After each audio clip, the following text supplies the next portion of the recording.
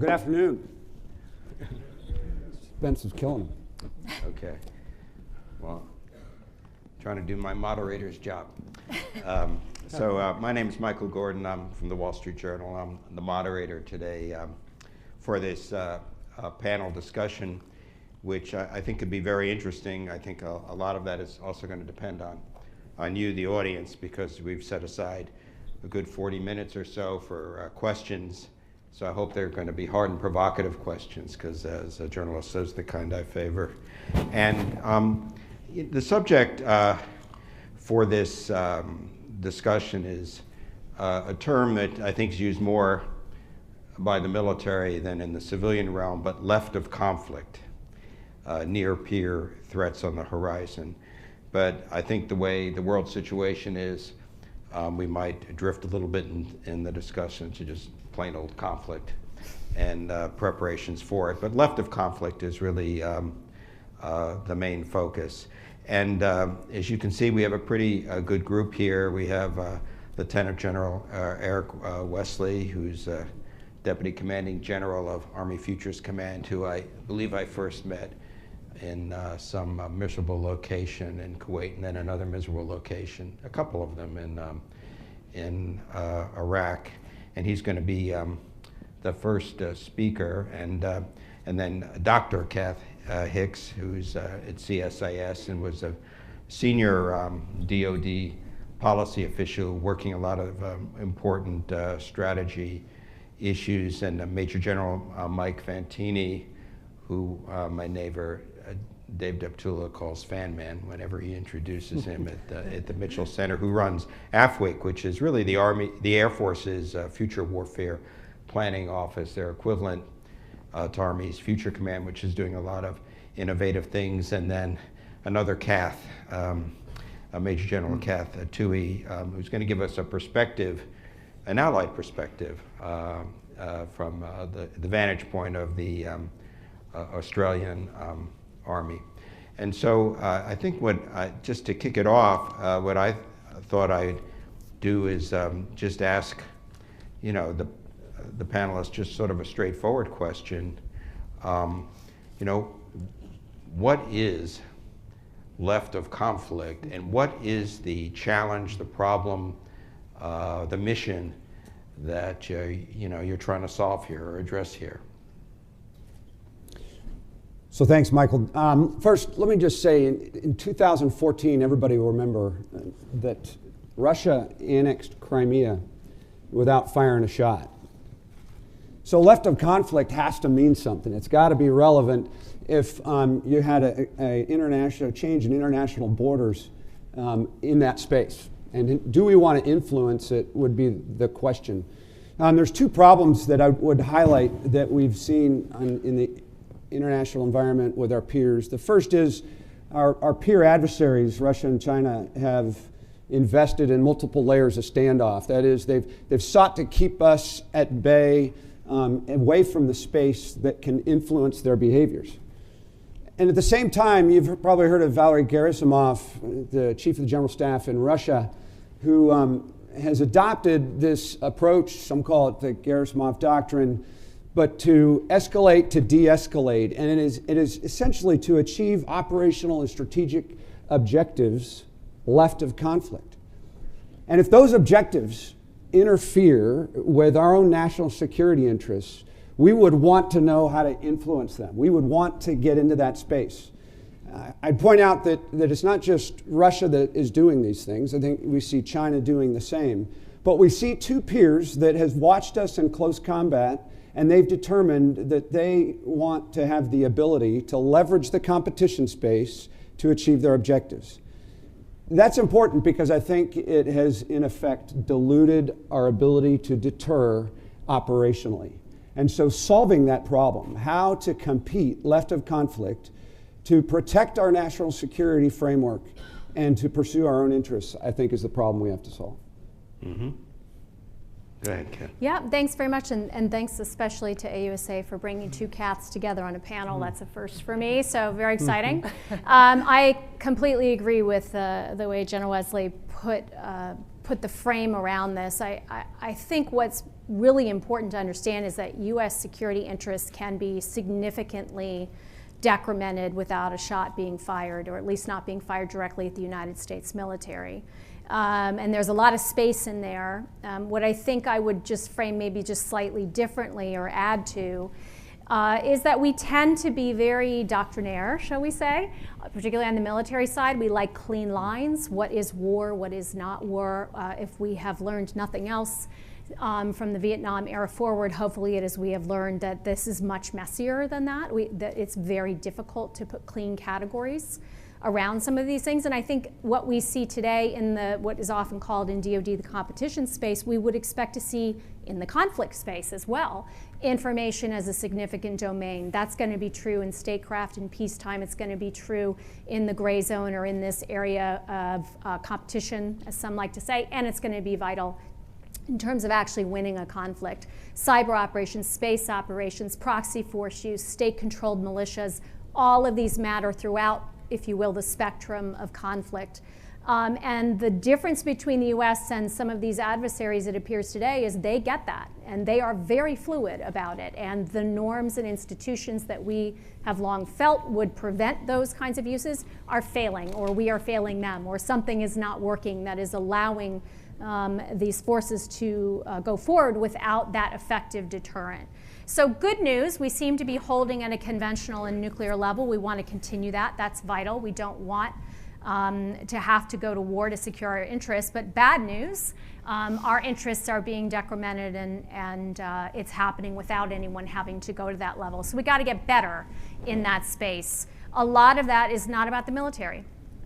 And this is a sort of a reckoning that we've long had to deal with. 9/11 made that clear. In terms of the types of, for instance, homeland security and counterterrorism operations and approaches we needed.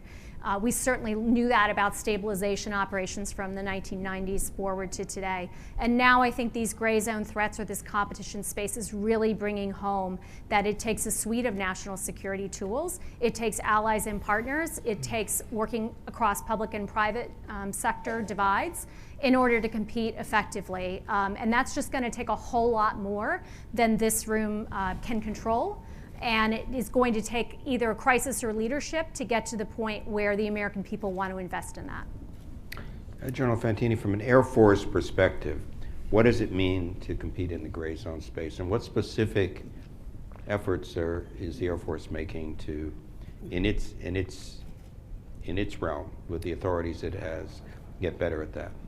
Well, sorry, Michael, I'm going to answer the question I want to answer.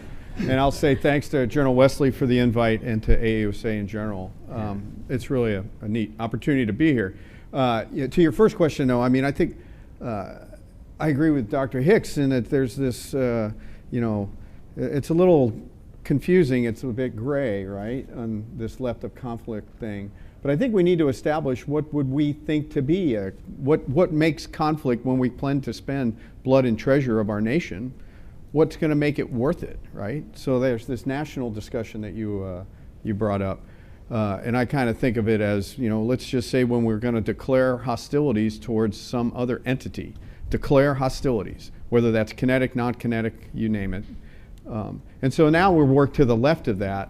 I believe, we can't answer a question in this space without bringing out the Bible of the National Defense Strategy, right? That document has allowed us to really pivot as a Department of Defense to better focus on peer adversaries, as well as keeping others at bay, Iran and North Korea, and continuing the fight on countering violent extremism. So, there's how do you balance that, which is an amazingly challenging discussion, but it's going to force us to have this talk about trades and how do we focus for this peer fight.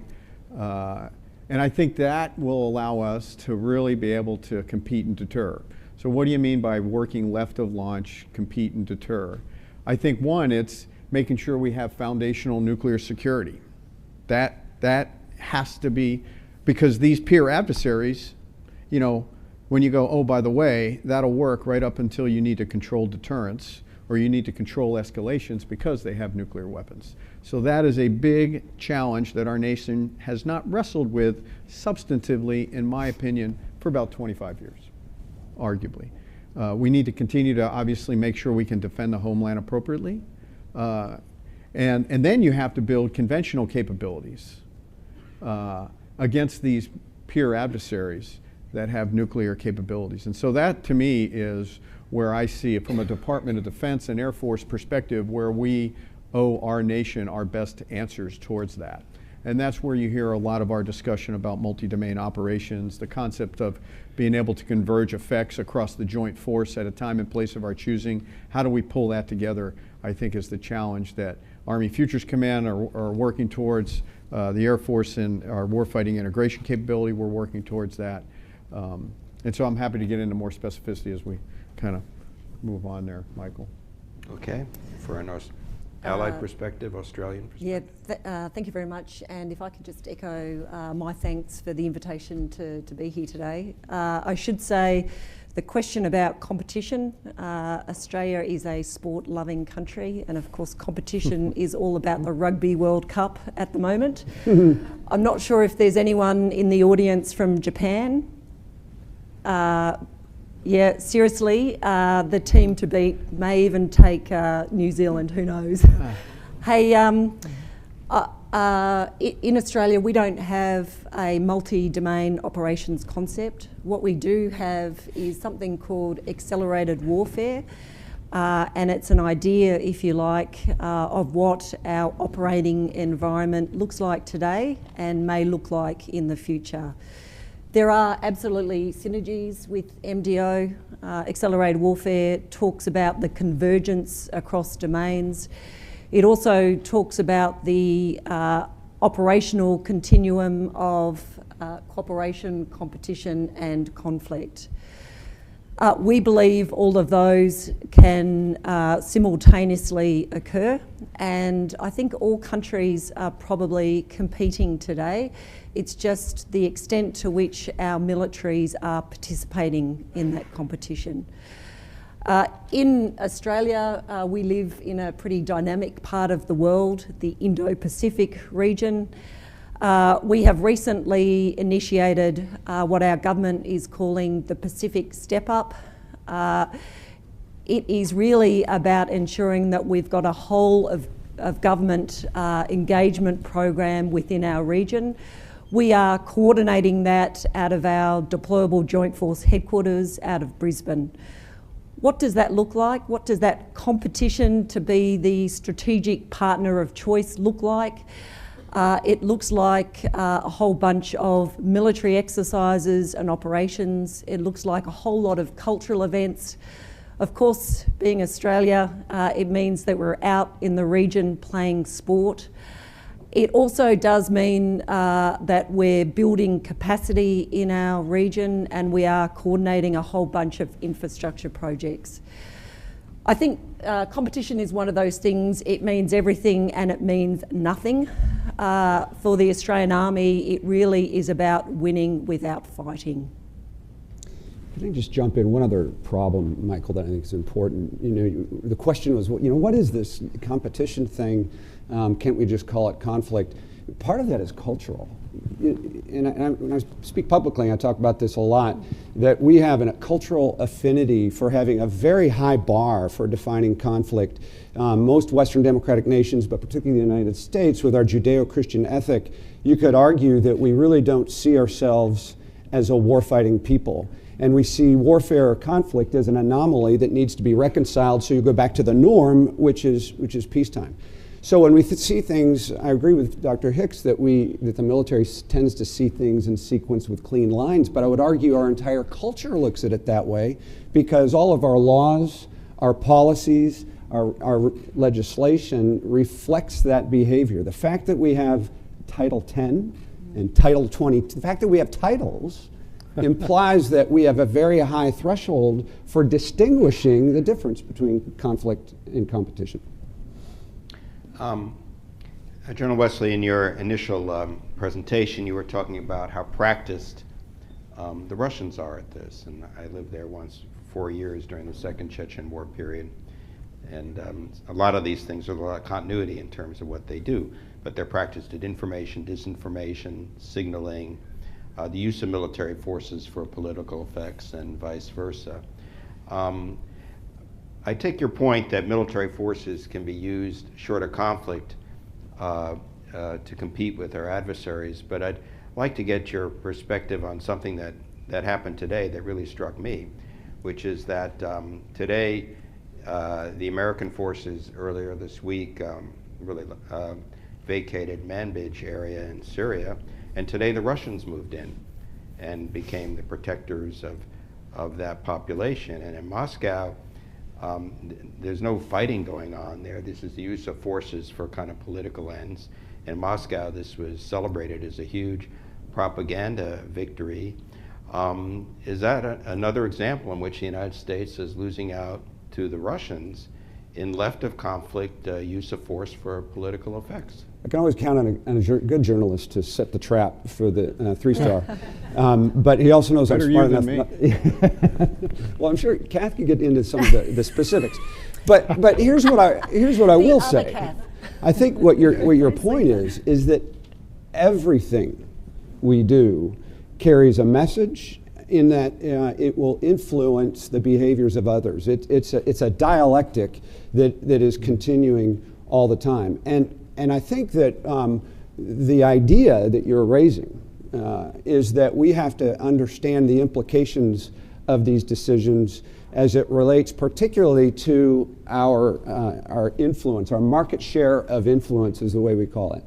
One of the things I would point out is even if there's some doubters that says, you know, I don't think we're going to go to war with China or Russia in the next 10, 20, 30 years.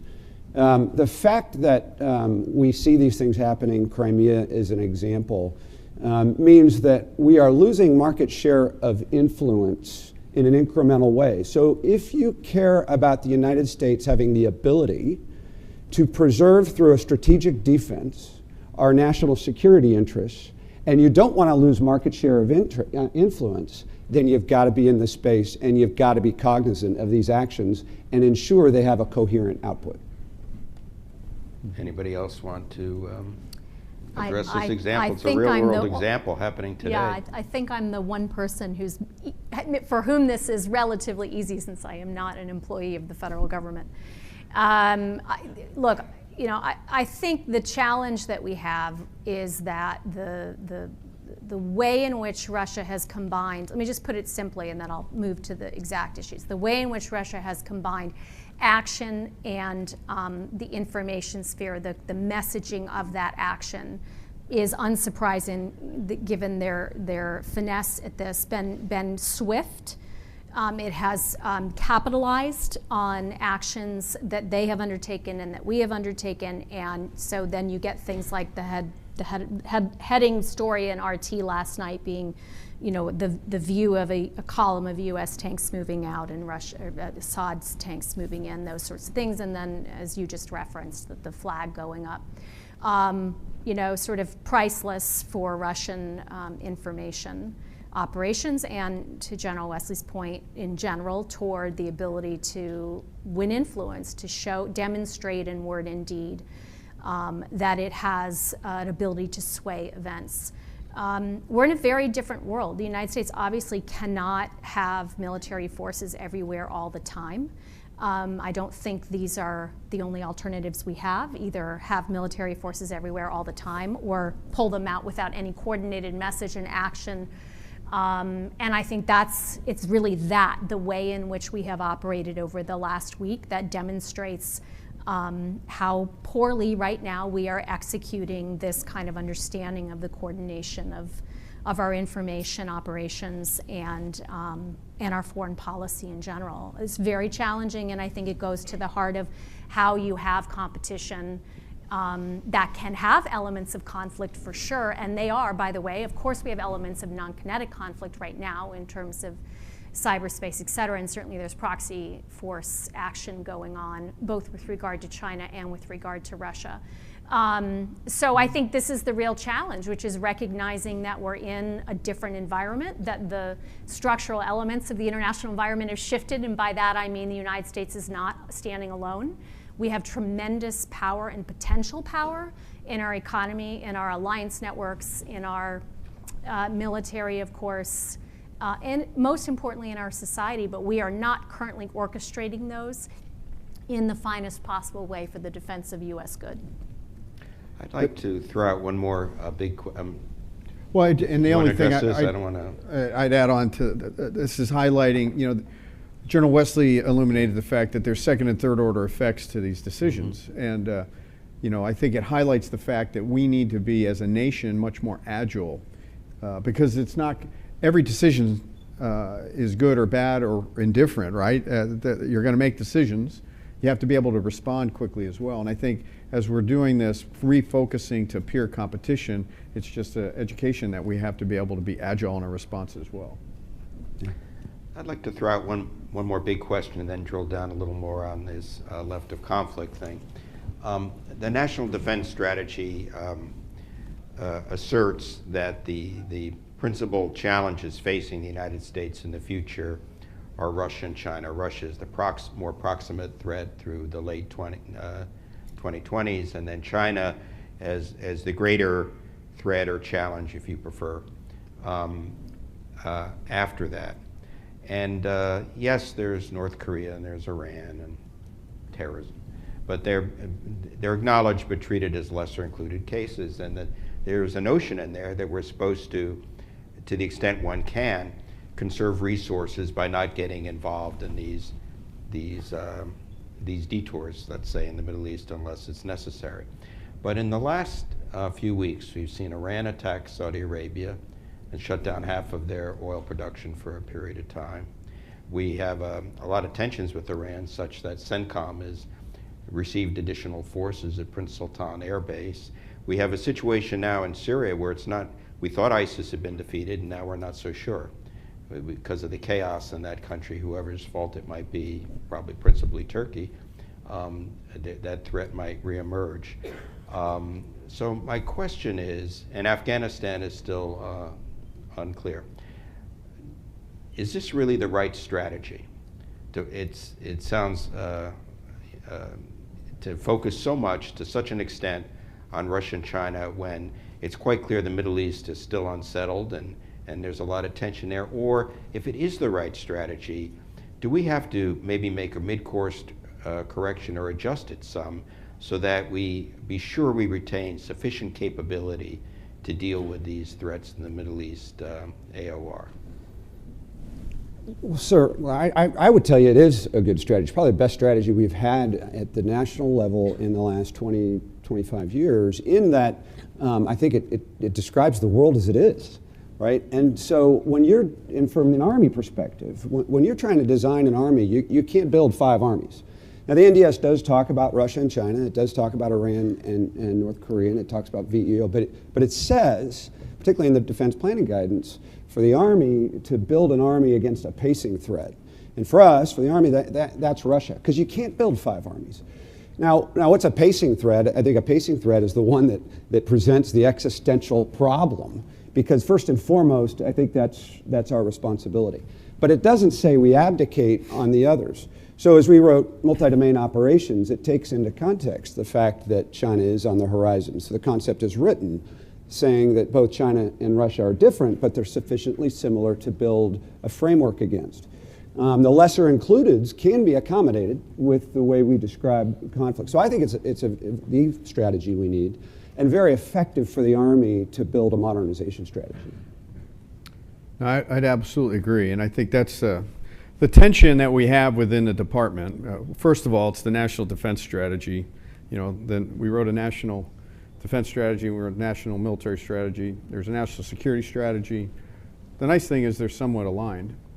But we don't have, I mean, what's the true national response to this, right?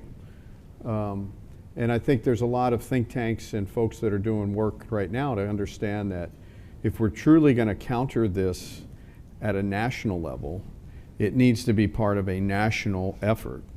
You know, a couple of years back in 2016, 2015, we stood up the Defeat ISIS Task Force.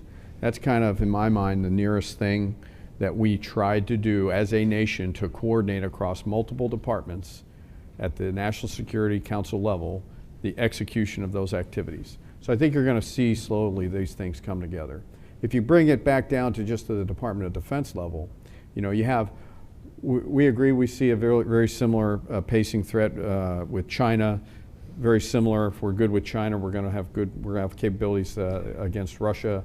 But what you want and what you get, that's risk, right? And so that's the conversation that we're going to have in the department and in the services about what risk is going to be appropriately accepted, and what is the best joint partner or joint mix of capabilities that are going to come together, whether it's land, whether it's maritime, whether it's space or cyber or air. That's, I think, how we mix these things together from an integration perspective is some of where the secret sauce needs to come together. And again, I look at it as a perspective of there's going to be a balance, because everybody's not going to get what they want, and then we're going to have the delta between what we're able to resource compared to what we able, and that'll be a risk discussion, right? That's the way I view the world. Let me ask for an Australian perspective, General Toohey. Yeah. The U.S., one thing that's striking about the American national defense strategy is it kind of names names. It says Russia and China. They're just point blank, or the potential adversaries that one needs to plan against. From an Australian perspective, do you have a national defense strategy that identifies China as your principal adversary, and how do you work kind of with the Americans given their strategy, and as explicit as it is? Hey, thank you for that question. If I could just go back to the previous question, and I can't comment on what the US is doing, but in Australia, we're required to support 3 missions. Defence of Australia, a contribution to the immediate region, and then a contribution to rules-based global order. I think the world is so complex, it can't just be one thing, it's got to be many things, and we need to provide our government with options. There's a lot of similarities between Australia and the US, and we're pretty upfront that our defence strategy is based on our alliance with the US, and we've been great partners over many years. But there are differences, and the big difference is the US is a superpower and we are a middle power. We're fortunate, we are prosperous, we're a pretty successful G20 nation, but we are still a middle power. When we look at the world, we need to look at the world through a different lens. And threat, if you like, is capability plus intent. We very much focus on the capability, and we are focused on making sure that we are doing everything we can to ensure that our region, the Indo-Pacific region, remains as secure, stable and prosperous as possible. So maybe if we return to left of conflict, where we started out for Kath Hicks, General Wesley mentioned Title 10, different titles, you know, and also, you know, the challenges that poses or potential obstacles that poses for this sort of strategy. Could you, I know you've thought a lot about that. Can you explain that a little bit? What is the issue there? Are there potential pitfalls there? Is this a problem for the Pentagon in trying to carry out a left of conflict strategy, or not? There are challenges for sure. I think if we start at the national lens, that's always most appropriate for left of conflict, right? Because that's why we build all these, in theory, why we should have other tools in the toolkit. So I want to say that, and then bookend the other piece of this up front to say covert action is obviously very important, but should always be a small supporting element relative to the overall U.S. foreign policy. So let's take that as a given, that there's Title 22 covert stuff going, not Title 22, that's just state. There's Title 50 covert action operations happening. There's conflict level Title 10, and then there's a lot of space here in the middle. And I think back to what General Wesley said, we have a set of codifications statutorily, legally, in international law that haven't caught up to some of the challenges that we face today. And you can see that most clearly in cyberspace, but we will see it in other areas as well. You can also see it, of course, on areas like detention policy that have been with us since 9/11. So I think, you know, the department is, often what we are doing is we are testing out in advance of fully developed policy inside legal frame, but in front of policy. So I think too often we focus on the legal piece of it, which is important, but I think you're pretty good in general at staying inside of the legal bounds, given that we have strong congressional oversight, we hope. But it's the policy bounds that are in the normative bounds that have not been developed yet. And this goes back to what is the appropriate role of the military inside this left of conflict zone. And the reality is, I think to just put it simply, we keep relying on the military lever because it's the lever we keep investing in. And we don't invest in other levers, most other levers, so we don't have them to turn to in times of crisis.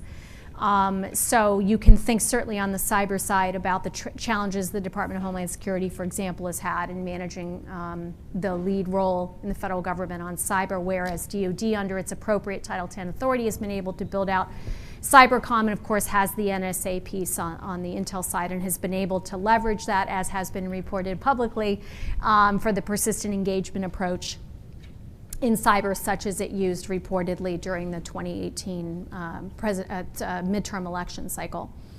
So, you know, that's good that DoD is trying to find creative ways to use its authorities in ways that advance the deterrent, which is important, and actually keep us out of conflict by minimizing escalation and threats to core U.S. interests, like our institutions, like our democracy, but other things. But the bad news is it's having to sort of, you know, be out on the Western prairie, creating the landscape of law and policy because we don't have the policy structures in place. What I would like to see is a more fully formed civilian toolkit to be pulled on. What I would like to see is thoughtful policy with action following it in terms of what are the right bounds on cyber, where should DoD lead and where should others lead in ways that actually can advance our deterrent. And that's the conversation we should be having, but it's a challenging time and we're not having those conversations. You know, Do you agree with that? General Fantini mentioned that, you know, we have to have agility in this process.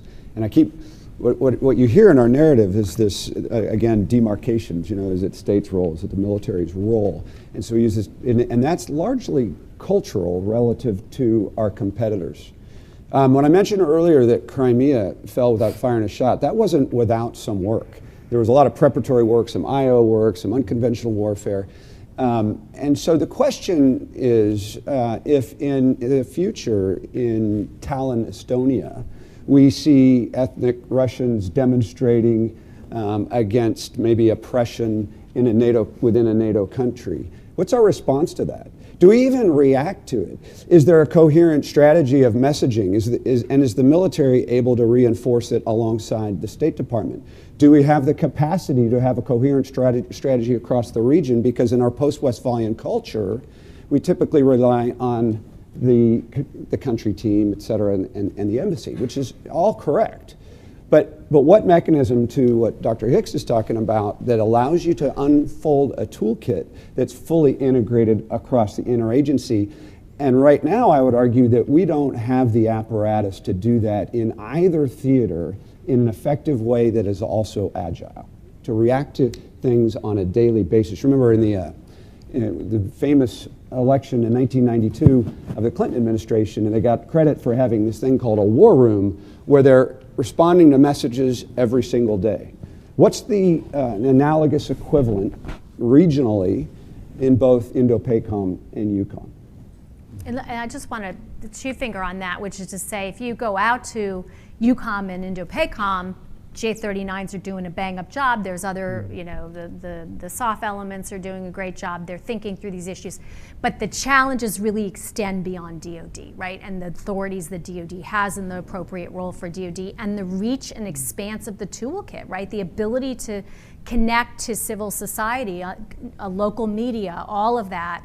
That is largely in the basket of the State Department. There are some things that USAID can do, but they are not, if you will, up-armored to do that work. And they have not been since the 90s. And even then, under the US Information Agency, there were a lot of questions about how effective we were. So we've got a lot of work to do as a nation to get to a point where we see strategic narrative as a central element of how we operate in this competition. But we're going to have to get there if we hope to succeed. Well, what I hear you saying a lot is there's, to be effective left of conflict, there are things states should do, perhaps the NSC should do, other apparatus and the government should do. You don't control that. So in the areas you do control in the military, what is it that you can do, and what are you doing, General Wesley and General Fantini, to try to, within your authorities, within your programs and your budgets, to kind of work at this problem? So I'll take the first swing at that. I think we have to challenge ourselves from what we've done in the past compared to what we want to do in the future. And there's no better way to challenge yourself is to look at the budget and realize, okay, am I at the top line of where I'm ever going to be? Or do I have to figure out how do we do things from a more integrated perspective? That's one of the reasons my organization stood up. And do we have advanced concepts that we look to in the future, and what does that look like? And try and envision that. And then the Chief of Staff, General Goldfein, he gave me, my marching orders of, you can have all the grandiose concepts you want in the future, but not unless you draw a resourcing line back to where that concept is going to go. You have to impact the resourcing to show how we're going to get there. So that's the tension of, and it's challenging some element of the conventional wisdom of what does a future concept look like. And that's why we see, we have not, as a Department of Defense, as an Air Force in particular, taken advantage of modern IT technology like we should have, or like we should. So that's part of what we see of being able to leverage things moving into the future, and the whole analogies of people holding up iPhones and things like that, they're very apropos. The reason we use it as an analogy is we want to be able to change things overnight to create more dilemmas for the enemy more quickly. We're not able to do that right now.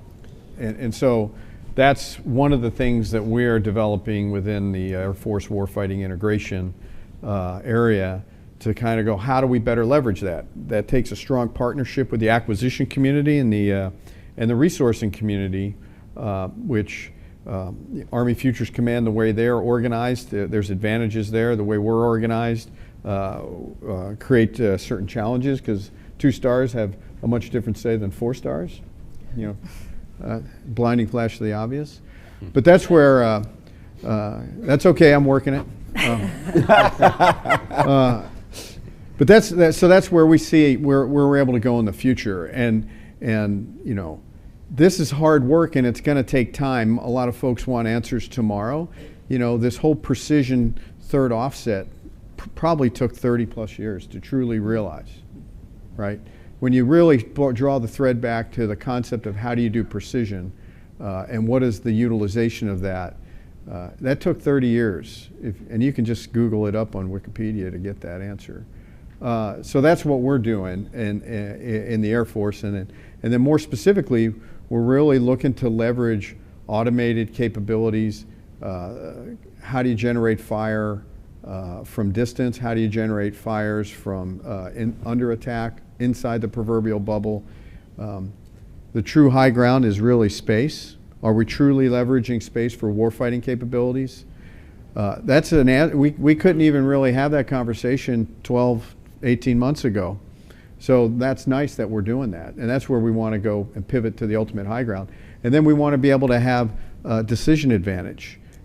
Decision advantage over the enemy, which is as simple as an OODA loop. But being able to build that at scale and range from a global mindset is some of the advanced thought that we have. Could I jump in? I need to have a chat to you afterwards, because I wonder if we have a similar role. My current role is Head Force Integration for the ADF, which means, amongst other things, I help our Vice Chief develop joint doctrine, joint lessons, and most importantly, joint C4 ISR, to ensure that no longer have we got 3 individual services, we've actually got an integrated ADF, ensuring that we do get that decision superiority. We're quite conscious, particularly in competition, that it's not just interoperability amongst the services. We've got to make sure that we maintain interoperability with whole of government and of course with our allies. Hybrid warfare, what does the adversary do? They exploit the seams. Interoperability is about ensuring that we're managing those seams. Perhaps an example from Australia, our government has recently called out concern with foreign interference. They've been calling out concern in our universities. They've been calling out concern with respect to our infrastructure. And you may be aware that the Australian government did not allow Huawei to bid for our 5G infrastructure. And our government's also concerned about foreign interference in our political system. And with effect January this year, we no longer take donations from foreign entities. So it is really up to the whole government, inclusive of the military, to make sure that we are managing competition and we are alert to what the adversary might be doing in our backyard. So let me give it to you from the Army perspective. I think I can agree with a lot of what was shared here, but the real issue is, the question you asked is what do you need to be doing, or what are you doing to solve these problems? And my opening point would be is we are not doing enough, and we are currently insufficiently postured to do the things that we should be doing. And so let me just describe that a little bit. So the first question you might ask is, okay, to what end? What are you trying to achieve? How do you win in competition? Kath indicated that we are a superpower, which may not have indicated to you, but we like that. So because we like that, we are frankly in a strategic defense, right? We want to maintain the status quo. So the definition of winning in competition is maintaining the status quo, or changing it to our benefit in any way that might be possible. So I said up front that we're losing market share. So that doesn't sound like status quo to me, which is why we've developed the concept that we have. We have to change the Army, and I would suggest change a larger portion of DoD and even the way the interagency behaves in order to counter this effort. And so from the Army's perspective, the concern we see is that the winner of the first battle of the next war likely may win the war. So winning that first battle, or even before that, being able to deter in the competition space and maintain status quo is far preferable to a protracted conflict. So from the Army, in our concept, what we write is that we need to do three things in competition. The first is to counter unconventional warfare and to counter information warfare right up front. As I said earlier, you have to have a coherent approach to do that across the interagency, and we are not effectively doing that right now. The second one is operational preparation of the environment. If you want to win a very rapid conflict or defeat a fait accompli, you have to be actively engaged in identifying the order of battle of your opponent every single day. And ask yourself what operational headquarters is doing that right now across the interagency. And then you have to demonstrate some kind of deterrence. And the idea of competing in that space then, we would hope, forces them, unlike maybe now, to recalculate their intentions because of our aggressive approach to competition, so we maintain that status quo. And that would be the idea of aggressively competing. Now, but again, we aren't there now, and that's why we drew the concept. And so there's some things that you could pull on that thread, if you wish, that we have to change. Yeah. One question I have is, since the National Defense Strategy was promulgated, each of the services have come out, pretty actively with different ideas and programs and concepts for how to go about it. So the Army has multi-domain operations in one theater, moving to multi-domain capability in multiple theaters over a timeline, and with and trading among programs and its cross-functional teams and developing its capability. The Marine Corps Commandant recently put out some pretty far-reaching guidance, which has gotten some attention, where he said, look, we can't do certain things like launch amphibious landings on the coast of China. We have to accept certain capabilities are kind of vestigial and move on from there. The Air Force, General Goldfein, has put a lot of emphasis on kind of multi-domain kind of command and control, any sensor, any shooter, It's a pretty bold vision, if it can be achieved, of what the future warfare might look like. My question for our generals here is,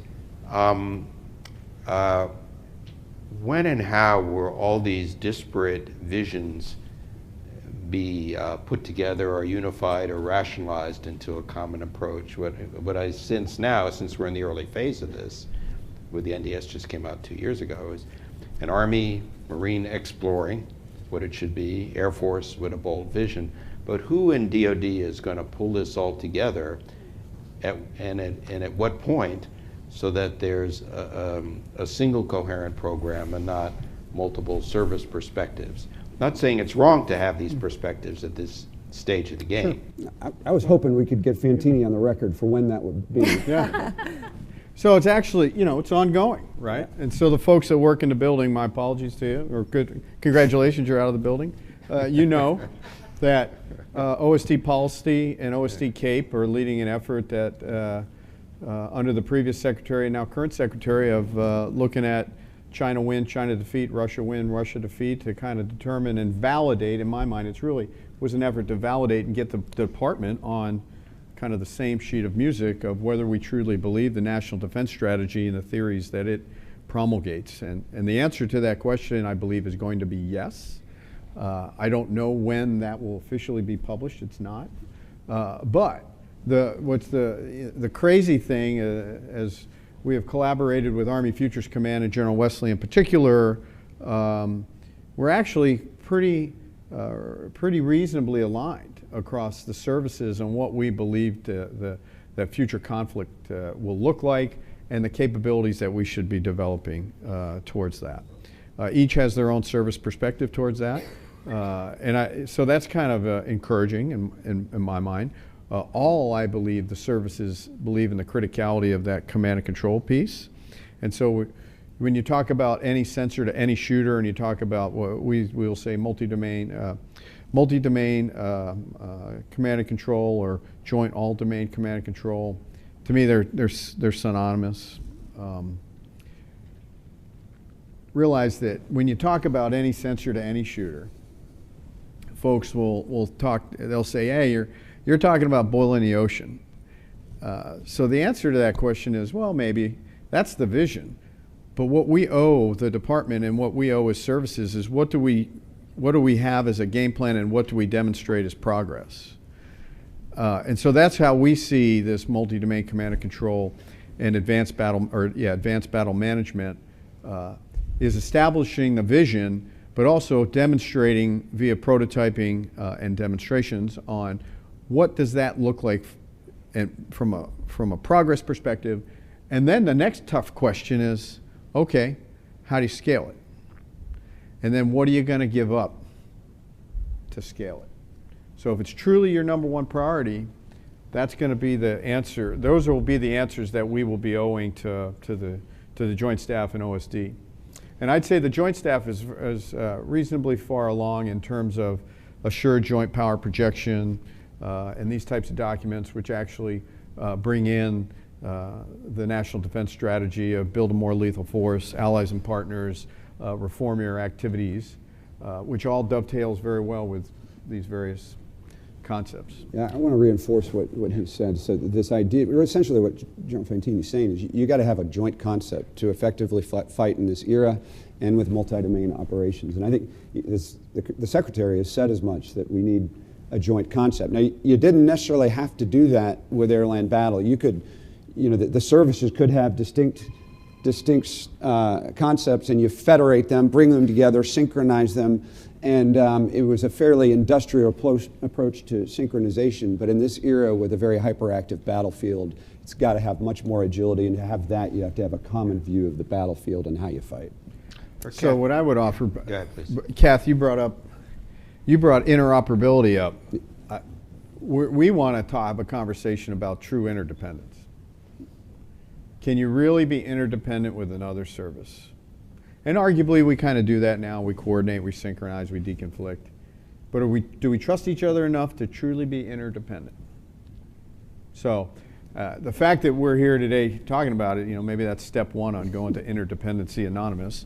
But I think public that's a now, good man. thing. I think that's a good thing that's occurring right now.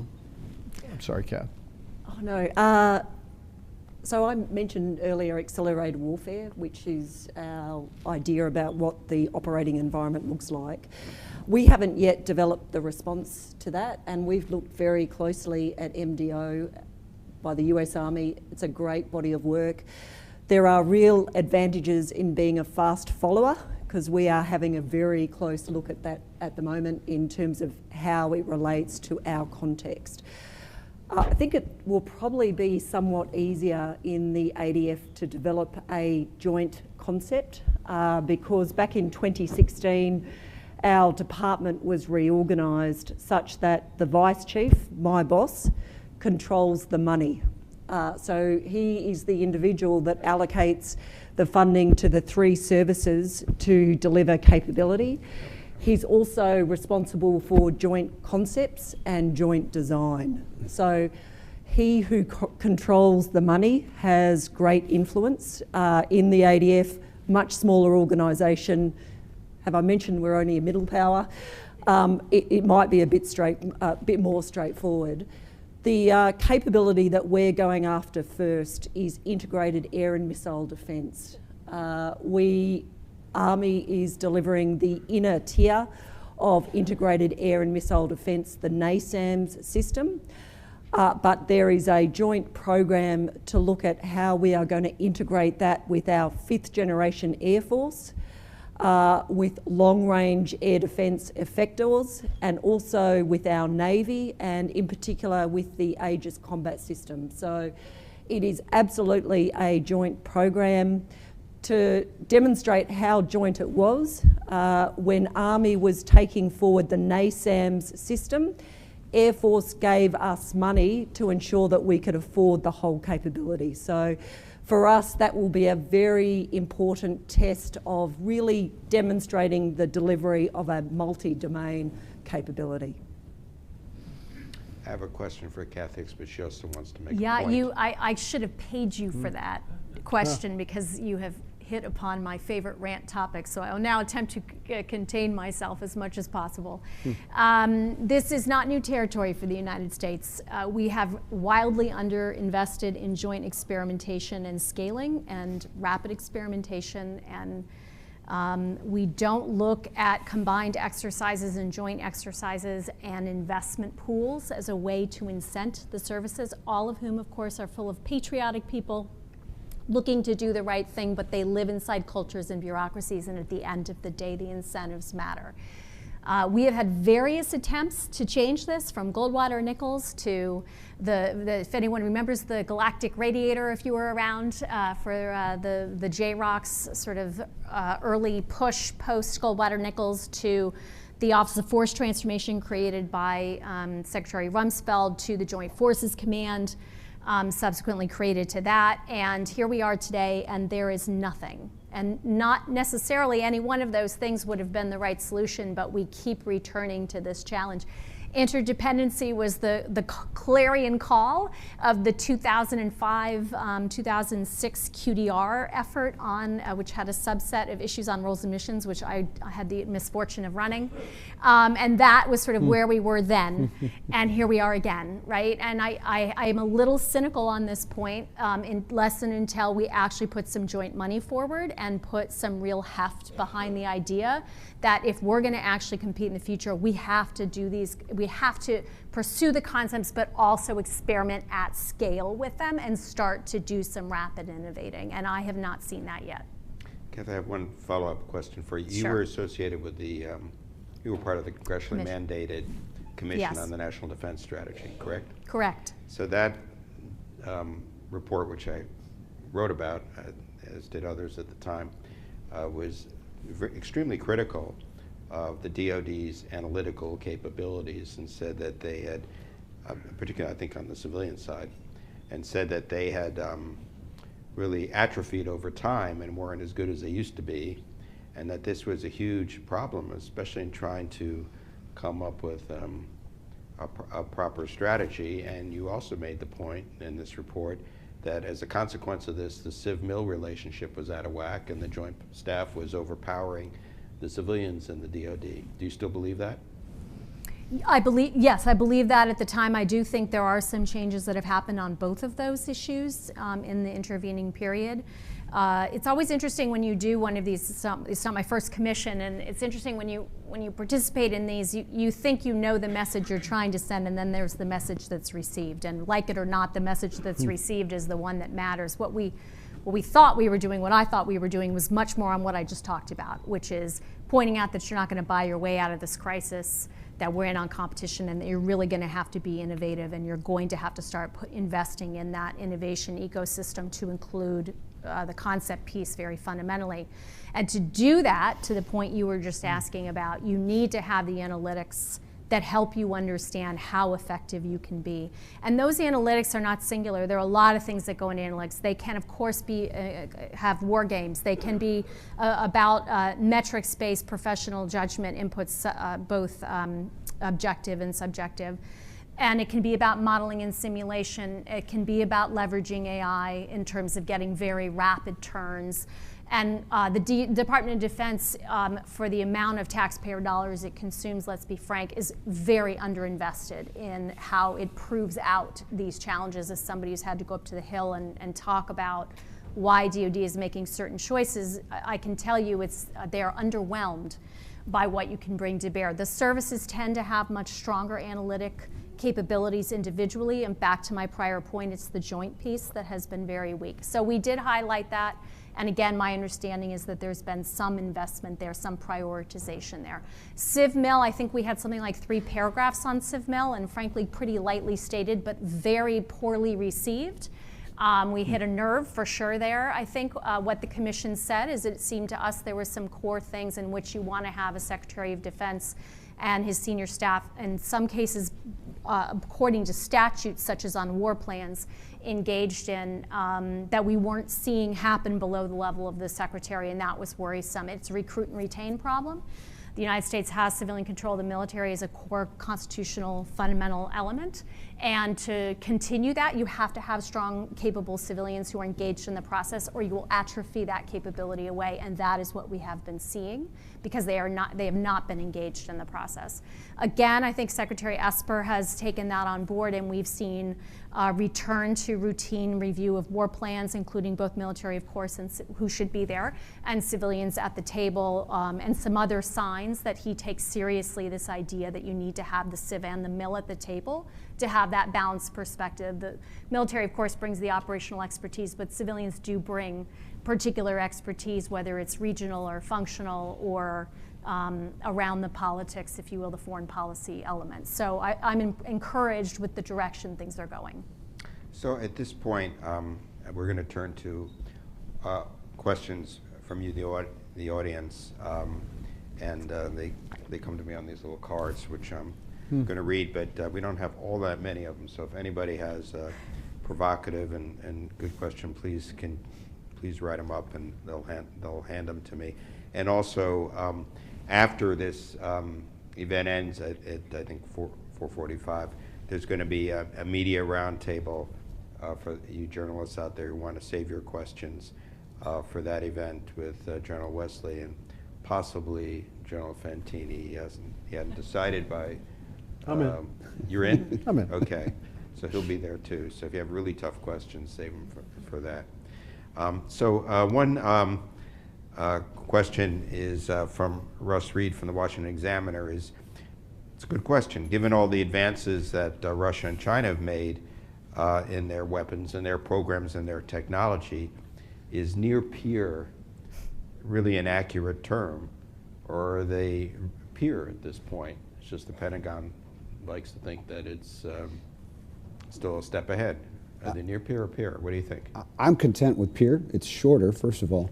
But the second reason is I'm not convinced body politic or the American people or citizens of the Western nations on a daily basis are thinking through this seriously enough. And so to raise the stakes here is, I think, important. That is to make a compelling case that one's destiny isn't necessarily destined if you're not investing. And peer doesn't mean the same, it just means peer. And so there's some things they're doing, I think, better than us. Yeah, I agree. I think near just makes us feel good about ourselves. To be frank, I'm totally content with peer. So you got what was written in the document two years ago, and then you have the pragmatic reality of what we're facing. And so let's just face it head on and get at it. Where do you think they're ahead of us?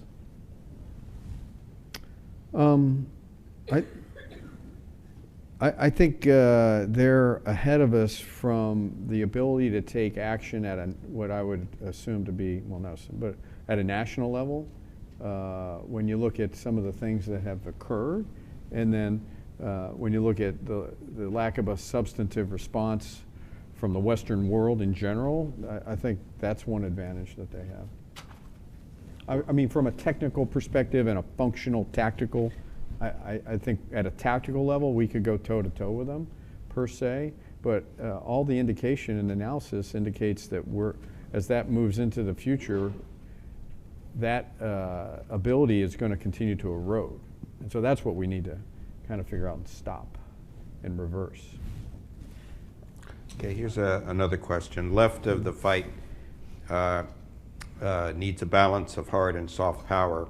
What should be the role of the U.S. and allies to project soft power effectively? I'm happy to go, but I think We have one when it ally. says you No, want to combine them? I wonder if the US's competitive advantage, and of course I'm biased here, but it's your allies. Right. And the CSA spoke at lunchtime, and I wrote down what he said. He said, "We never want to fight alone. We are all best when we are fighting shoulder to shoulder." And I recall General Mattis, when he was the secretary, said the only thing harder than fighting with your allies is not fighting with your allies. I think that perhaps you need to take that in mind as well.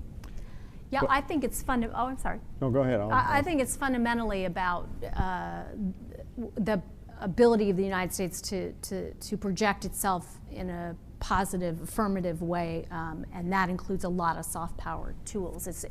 Again, I think the hard power piece is very important for deterrence. I think that matters. But a lot of this competition is about winning over others to your way of life, to having, in our case, what we value, democracy, free markets.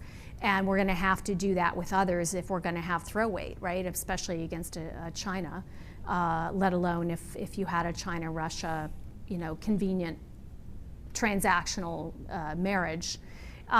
So we will absolutely have to have an affirmative, positive message that's not just about saying don't go work with China. It's about what can the United States bring to the table, and a lot of that is in the soft power areas of economics, politics, as I mentioned. Cultural suasion and information are all important to that. And I like what Cass said. The competitive advantage is, in fact, our partners and allies. When you practice tributary trade practices, it doesn't necessarily increase your committed friendships.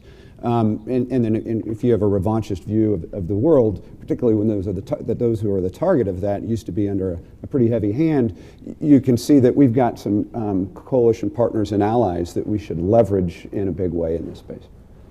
So finally, what I'd say is part of this is to figure out where folks can play to their strengths as well. And so absolutely, allies and partners have strengths that the United States doesn't. And that's what we would want to be able to leverage, right? I was a commander at Kandahar Airfield, the NATO commander, so I had all the responsibility and none of the authority. But those countries, Bulgaria, Romania, you name it, they came with their A game, and they plugged in holes that we didn't have to fill from a United States perspective, and it was a fantastic experience. And that's where I think the real power will come. That's part of, in my mind, leadership is figuring out how do you figure out who's playing to their strengths, position those folks or countries or entities to maximize your synergy there. Here's a question from a Joint Staff Officer. It's really kind of a Joint Staff perspective, I think. It says the competition with China and Russia is global, really, and across the spectrum, and that these powers have been involved in one way or another in some of the crises in the Americas, Venezuela, Nicaragua, Chile, Argentina, Cuba. Why is there so much focus on the two combatant commands? You're talking about EUCOM and INDOPACOM. EUCOM and PACOM, because when you look at conflict, maybe not left of conflict, but conflict, the focus is on EUCOM and INDOPACOM. But the competition with Russia and China is really global. And if you, just to use my own example from earlier, I mean, Russia's in Syria. But we're leaving the Middle East to focus on great power competition in Europe and the Pacific, and ceding Syria anyway, to Russia, I guess is the logic of it. I think but to return to the question, what do you make of that point? Because I do sense in the Joint Staff there's more of a global perspective, and elsewhere there's more of a focus on these two commands. Well, I think Kath probably has a comment on this, but to be fair, the Joint Staff and under the previous chairman, he was uncomfortable with this delineation of COCOMs, and therefore the idea that you've got a global dynamic, I think, is what the Joint Staff has been trying to drive. In the case of the Army, it's largely a resourcing thing. You can posture Army forces in a way that allows you to compete more effectively in some regions than others. And in fact, sometimes all the time, you gotta be there if you want to effectively compete. So you gotta bet, where are your greatest risks? Because if you want to win the first battle, you can't necessarily count on many months of mobilization and deployment. So when we talk about INDOPACOM and EUCOM, we're talking about how you bet in terms of posturing forces. Yeah, I mean, yes, these are global challenges. It's not unusual for us to have global challenges. The Soviet Union was clearly a global challenge. Counterterrorism and ISIS itself have been, portrayed as the global war on terror, for example. So there's nothing that should surprise us about that. And yet I'll go back to what I said before, we have limited resources, right? So the question is, where do you prioritize the M vis-a-vis how you prioritize other things? And it does seem to me that our greatest economic interests and our strongest and most important alliances are in the two theaters of reference. It doesn't mean you ignore everything else, and in fact, you need to understand, to your point, Michael, that these conflicts that happen far afield of the direct theater can in fact shape the outcome of the competition. We should never lose sight of that. I think the Middle East is the hardest piece of this. And it's plagued us before this NDS. I didn't comment on this before, but this has been the real challenge for U.S. strategy for quite literally decades. If you look at the Defense Strategic Guidance of 2012, which most closely approximates the look and feel of the NDS, it had the rebalance element in there. And of course, then that's when ISIS rolled across the border. So we should never be surprised. And we shouldn't bank on things that we can't control, but we will have to make some investment choices, and that kind of just drives you to a portfolio approach that says your blue chips are in NATO and they're in the Pacific alliances. Obviously, we take for granted the Monroe Doctrine. That may come back to bite us if in fact we have true problems on our borders that relate to the M. But by and large, I think that's a smart strategy, while understanding we shouldn't just assume we're going to be able to pull all our resources out of the Middle East and it will take care of itself. There's a question. Well said. Every time I had a point, Kath covered it. There's a question here on influence market share. It's addressed to General Wesley and Dr. Hicks, but I think anyone in the panel can also join in. I guess it's from an officer. Sir. You mentioned there's a market share of influence in your opening remarks. Do you think that the difference in the market share between us and, say, the Russians, do you think that's the result of the increase in competition, it says, do you think the difference in the market share is a function of the adversarial's capabilities or a decrease in our willingness? I see. Is it because they're better at what they're doing, or a decrease in our willingness to commit resources and capital to this competition? That being said, is the concept of multi-domain operations enough to preserve influence, or do we need to reinvest attention to bolstering alliances and global partnerships? So I think there's a number of reasons you've got the delta in the market share. The first is we have some cultural inhibitions to it, and I talked to that earlier, and that we see a big distinction between peace and war, whereas our peers see a continuum of conflict. And so we find it unattractive to aggressively compete just left of conflict because we see it contrary to our origins. So that's the first thing. The second thing is we withdrew from the continent, we withdrew from the peninsula. It makes it more difficult, at least from the United States perspective, to compete. You can't compete effectively if you aren't there. The third issue is I think our peer adversaries have identified to some degree what they perceive is an Achilles heel. That is, because of what I've described up front, that is those cultural inhibitions, if they can leverage the Gerasimov doctrine and achieve their objectives left of conflict, then they will. And so I say it's those three issues that have created this problem, and all we're doing is highlighting the problem and potential solutions. To the last question, whether we need to leverage partners and allies, et cetera, in order to solve this, absolutely. And I think that is part of the concept. But multi-domain operations is not, you unpack that and just rely on those three lines of effort of become a more lethal force, execute multi-domain operations, become a more, ensure that you have partners and allies, okay? Make sure partners and allies are playing to their strengths and they have capabilities that are going to contribute to this compete and deter. Yeah. And then reform the way you do business. You have got to get things that are more agile.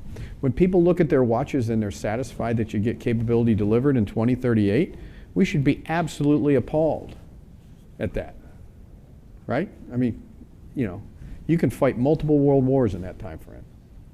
It's ridiculous. So that's where we have to get faster.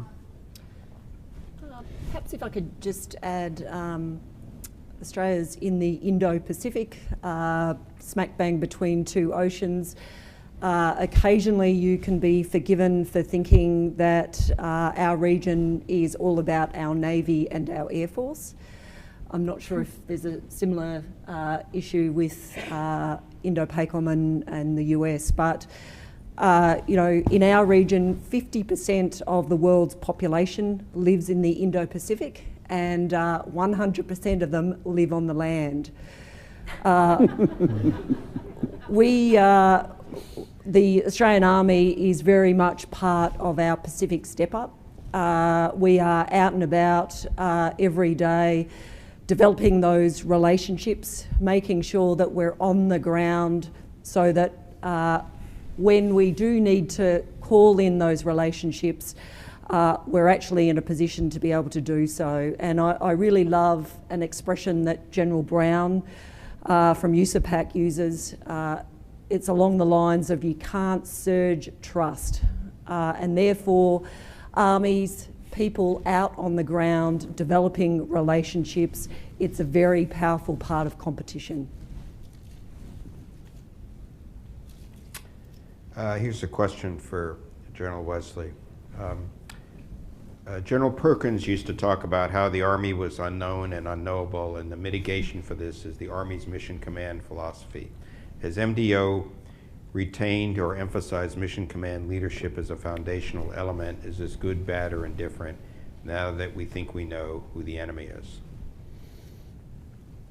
First of all, I think even though we've identified a pacing threat and we've got a concept to reconcile it, the battlefield that we envision is going to be so hyperactive, I would argue that there's still going to be things that are unknown and unknowable.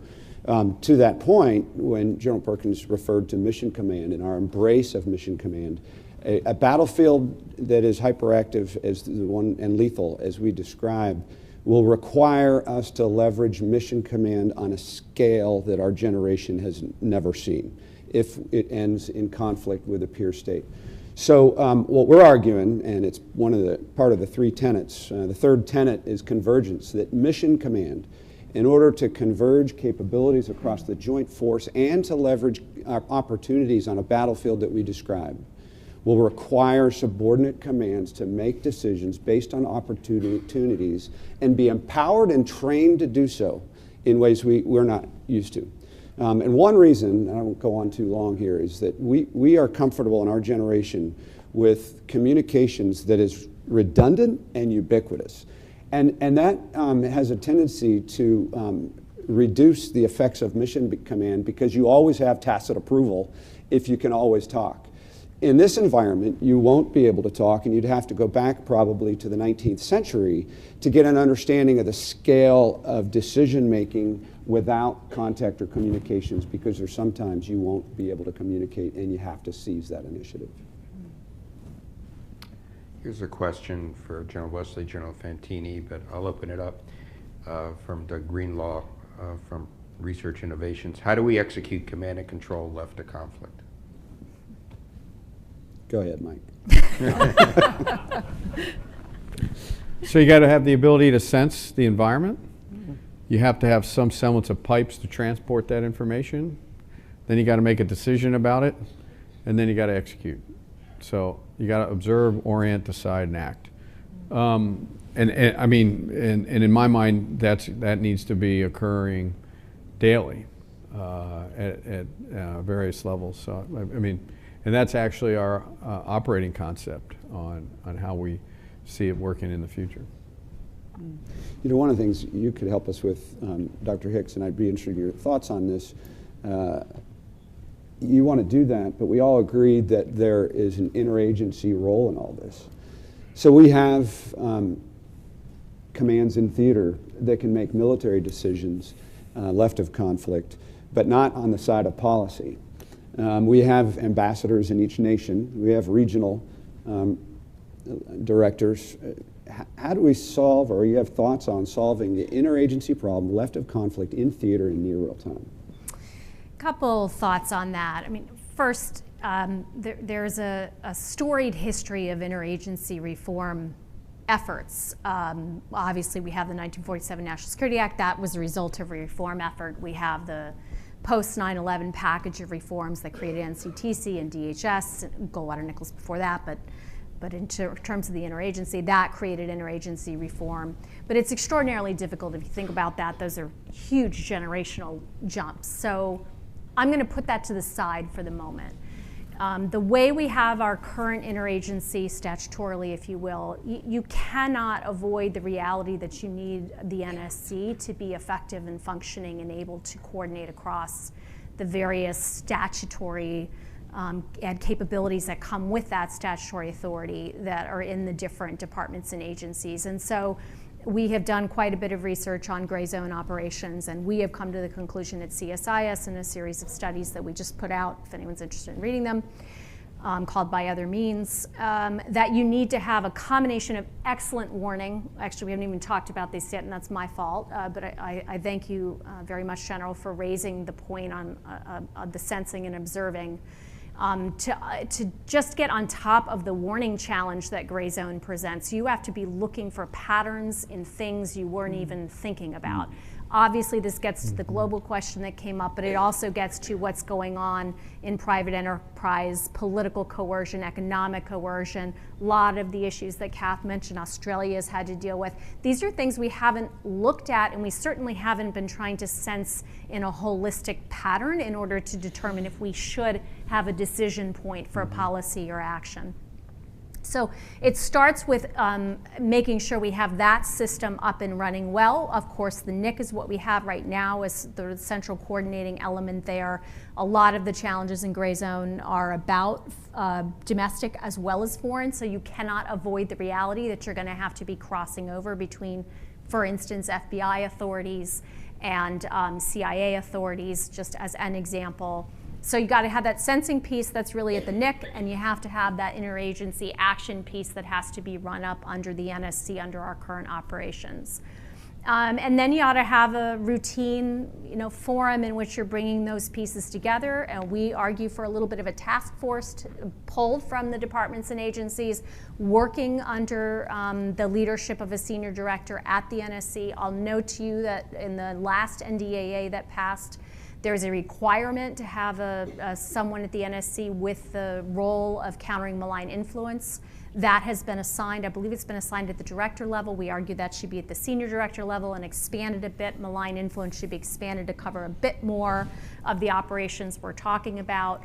But unfortunately, if you will, that's as much as you can really build out of the system that we have. Now, we often, I'll just end on this, we often wish we had a much more centralized system. We wish we were Putin sometimes, or Xi, but there's a lot of fragility built into that, right? There's a brittleness to dictatorship that we have appropriately sought to avoid here in the United States.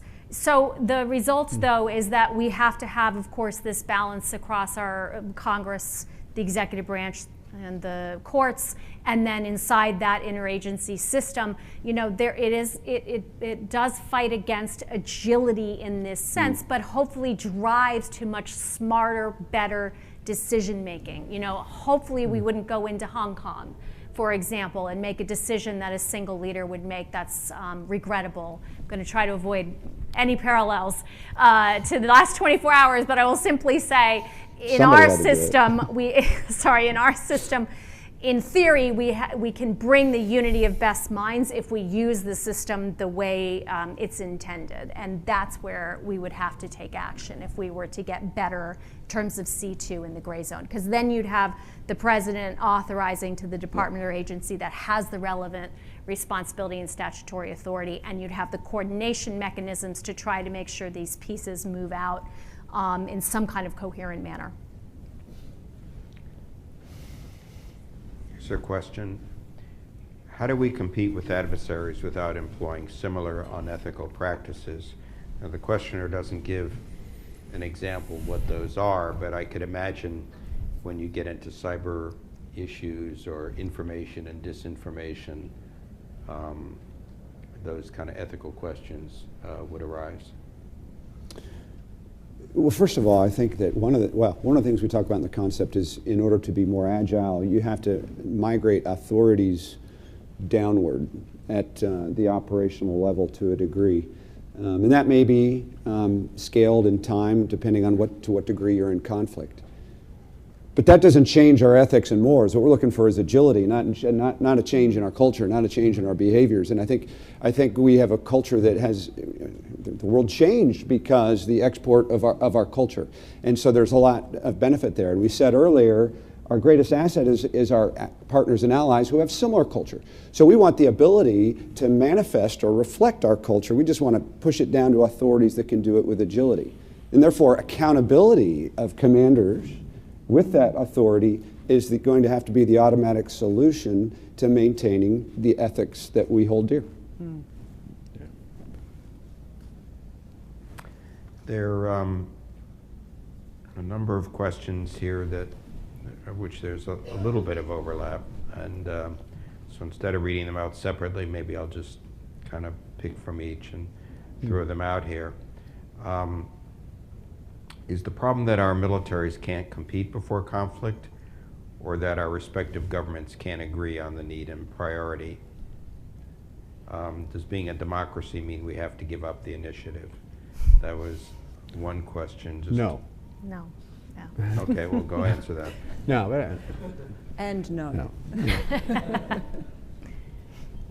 Do you want to? Oh, you want me to expand on that? Yeah, I think. I mean that. So I don't know. Geez, we're doing exercises globally. We exercise at home, at the tactical level. Units every day are doing some semblance of training. So that's ongoing. What I think, in order to better be ready and ensure that we compete and deter, is that we need to better focus that activity. What are we training against? What's that level of threat? Are we ready? And you know, so as an example, since Desert Storm 1, we would argue in the Air Force it's been a relatively permissive environment for air power, relatively, right? I mean, we didn't lose 5,000 airplanes like we did in Vietnam. I don't know how many Army helicopters were lost in Vietnam, but a fair amount, I'd say. At least 5,000 airplanes. So, you know, we haven't experienced over this last 25 to 30 years that same level of loss. And our society is kind of, they set these expectations now, and we've just changed the playing field to this peer.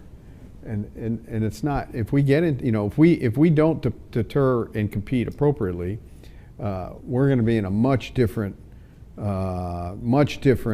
boat that our society is not quite ready for, frankly. So I'd say we do that, but I would argue that we need to ensure that we better focus our activities appropriately. I was just going to say, being proactive, having initiative is not necessarily about schwacking, if you will. It can be, but we can live our values, right? That's our soft power is what got us to this point that others are coming after us with the power they can use, which is not very effective soft power. This is why you end up with transactional approaches like Belt and Road, et cetera. That's their attempt to counter what they see as very effective U.S. alliance building, essentially economic bridge building and alliance building. So moving from our values absolutely is initiative. It's about security cooperation, if we're going to talk just defense. It's about building out partnerships and alliances. It's about securing freedom of the seas and airways and cyber and space so our commerce moves. That's initiative, as well as, of course, the more punitive piece that I think our heads go to right away. Now, can the U.S. move in the gray zone punitively? Absolutely, with initiative. But do we do it in concert or in alignment, with our laws? Yes, right? And we have ways to do that. I mentioned before there is a covert action piece that the U.S. does. We execute our covert action in accordance with our laws. We have congressional oversight of our covert action. That's a bit different than I suspect how they execute covert action in China or in Russia. So I think we have to move from our values, focus foremost on the positive pieces of what our agenda is. Of course, bring military power to bear. Of course, be able to bring sanctions to bear. But also remember that we have incredible persuasive power, both economically in our statecraft in building out economic arrangements. So for instance, the BUILD Act, for those who are aware of that piece of legislation that passed about a year ago, that's really good proactive initiative, as is, of course, anything that we do in terms of exercises, et cetera. So yeah, I don't think that's a problem for us. And I think we need to get out of the mindset of being jealous of the free reign of the dictators. I'll be a contrarian just for the sake of keeping everybody awake. That's all right. But I'll come full circle in the end. So the answer is, no, we don't have to cede initiative. However, I think we are agreeing, and the whole reason we're having this panel is that for democracies, our initiative is at risk if we don't consider this topic, one, and two, if we don't make some changes to enable the agility that was just described. You all heard about the attack on the oil fields in Saudi Arabia. It took 9 days for there to be consensus amongst key allies as to who perpetrated it. It's 5 years after MH17 was shot down over Ukraine, and there's still, some debate on that out there. So the ambiguity of the gray zone does call into question the agility of Western democracies if we don't open our eyes or reconcile some of the challenges that we have right now, I think. If I could just add, one of the challenges we're having is we're going through a major recapitalisation of our defence capability at the moment. It's the largest since the end of World War II, $200 billion worth of additional investment. One of the challenges we've got is to understand how to weight the capability across competition and conflict, because the type of capabilities you need in competition, it's information warfare, it's language skills in your people, it's cultural awareness, it's the soft power, versus the type of capabilities you need to be a credible and lethal combat force. That is a very difficult balance to get. It's a very important balance to get right, though, because our experience in the Pacific, for us to be the security partner of choice, we need to have that big stick. We need to be seen to be credible and capable in high-intensity warfighting. You know, General Wesley mentioned the attack on the oil fields, the Iranian attack on the oil fields. I think it's pretty obvious that Iran executed that. But it's another interesting example of how, I don't know what you want to call it, the interagency or the, you know, the whole of government approach has handled a conflict, because to this day, you say it took them a while to respond and identify the culprit, right? But to this day, the administration has not presented any evidence. There's been an investigation. None of this has been declassified and explained to anybody. I was up at the UN, and everyone was waiting for this great briefing that never materialized. I don't know whether that's because the administration doesn't want to point a finger, since it doesn't want to. It's decided military action's not appropriate in that thing or not, but that's just the case. It's just a point to sort of drop the thing, and the thing kind of faded away. Here's a question. Practically, how do exercises like the Defender series affect competition? Is it primarily via messaging? Well, I think that a couple things. It's preparation, and that is that we're starting to integrate more and conduct operations to allow the interdependence, not only with the other services, but also with our partners and allies. So that's probably the foremost aspect of it. Secondly, it allows us to practice, rehearse, war game some of these concepts that we talk about. And you know, the Defender series, in our case, we take multi-domain operations and apply it to the degree possible so we can validate it or not. Mike, you know? No, I agree. Should there be an interagency version of Goldwater Nichols to enable the whole of government approach? I think the United States is overdue for interagency reform. It's extraordinarily hard to get there. I regret to say it almost always takes a crisis, and it has to be perceived as a crisis, if you will.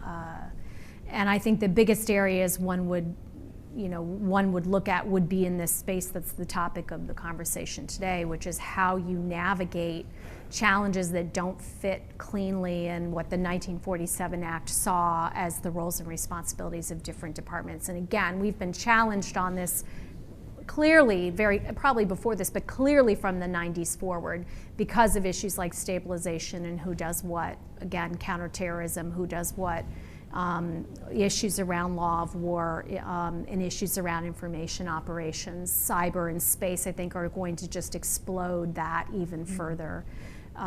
So I think it makes sense to do a relook. There have been several outside studies in the past, but there hasn't been one, honestly, since the onset of the cyber era.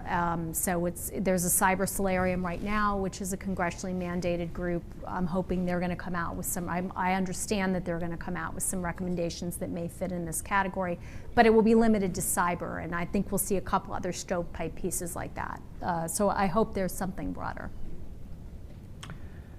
I can't read this entirely, but I can read most of it. Given the under-resourcing of theater, Army, and Corps land headquarters, and a pool of officers who grew up with COIN and stability ops, are we really prepared to challenge peer competitors left of war? Yes. That's clear. You know, you saw the video. You're looking at the best military in the world. I mean, let's be clear on that. What we've identified is some challenges that we need to fix. One of which, the person that asked the question hit on a key aspect of it. We need to return to campaign quality, a campaign quality military that can conduct large-scale combat operations in a theater of war. And we did go to a BCT-centric organization in the Army because we could at the time in that era. Now that we have peers that are challenging us, we need to rebuild echelons above brigade and a campaign quality military.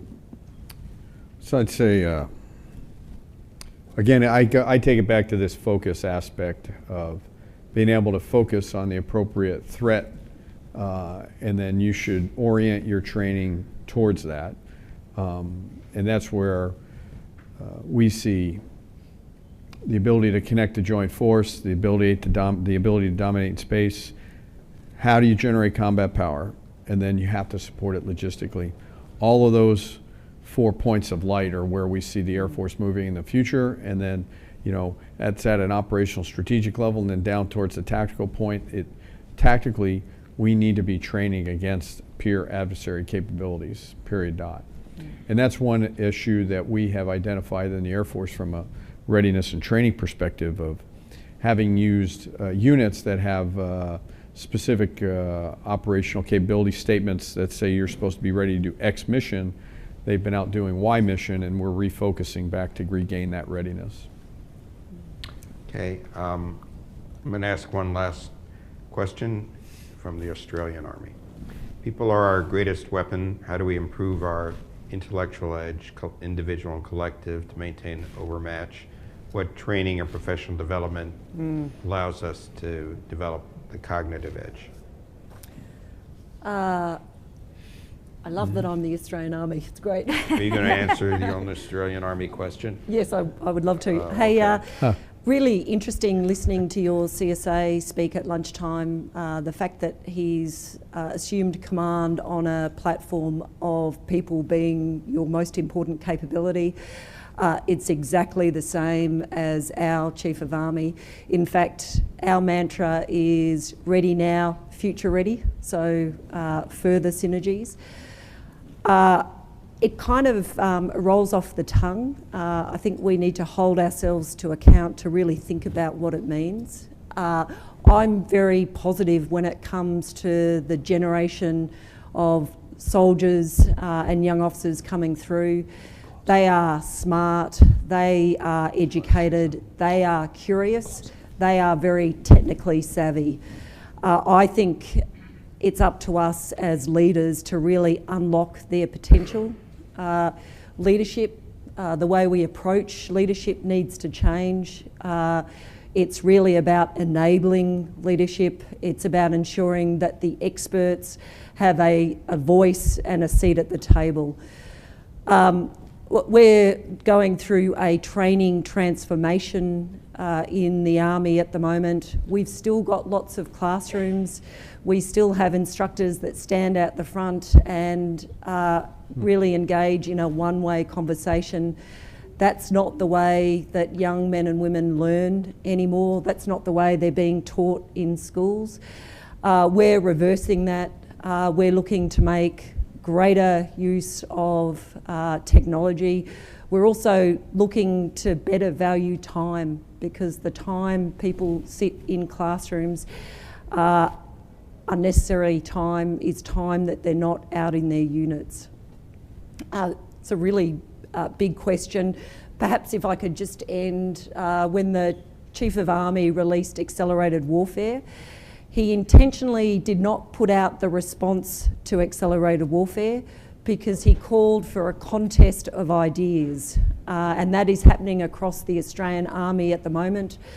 We have an initiatives group, and they are collecting ideas from the length and the breadth of the Army to understand how we are going to best prepare ourselves for that future that we define in Accelerated Warfare. So people are absolutely our greatest capability, very positive. I tell you what, there's a lot of impressive men and women out there.